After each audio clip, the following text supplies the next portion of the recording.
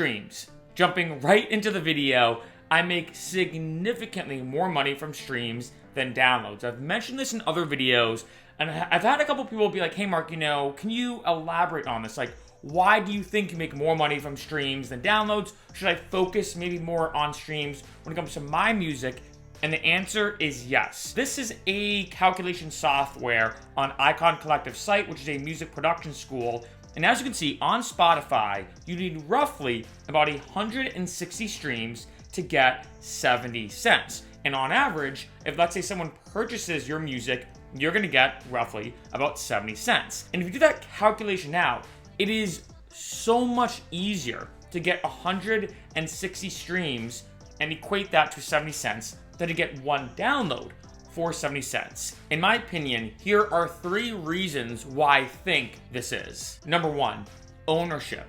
Now, if I said to you, hey, I released a new album, do you want a CD or do you want the songs on your phone?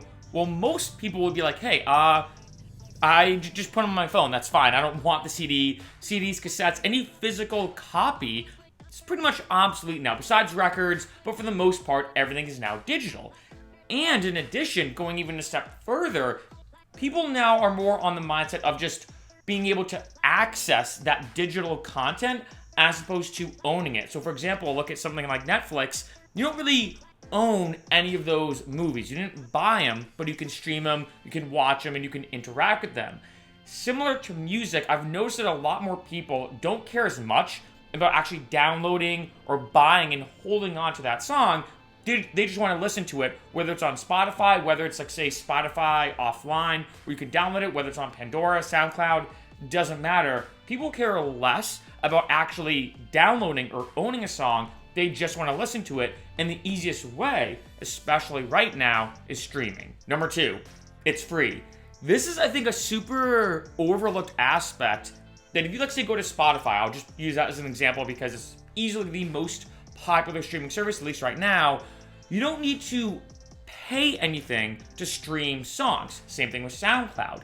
Now, there is one thing I will say, there's almost like a trade-off, very similar to YouTube, right? Like this video, you typically will have to listen to ads in return for listening to the songs. You're basically trading almost your time to listen to that song for free. And this is true for every single streaming service. SoundCloud, Pandora, Spotify, etc., etc. The list goes on and on. Some of them do cost money, as we all know, but for the most part, most of them are free. You just have to listen to ads in order to listen to the music. Number 3, the barrier to entry.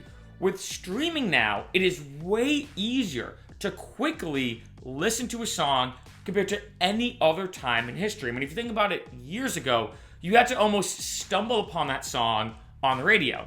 Then you could buy the song as a record, a CD, a cassette.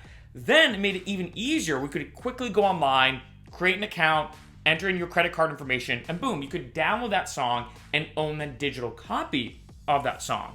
Now it's gone a step further with streaming, where for some streaming services, you don't even need to make an account. That way, if you think about it, let's say I release a new song and my parents want to hear it, or I have friends who want to hear it, but they don't have a Spotify premium membership. I just send them my SoundCloud link. They can listen to it. They don't need a SoundCloud account. They don't need to spend any money, like I said earlier, and boom, they can quickly listen to that song.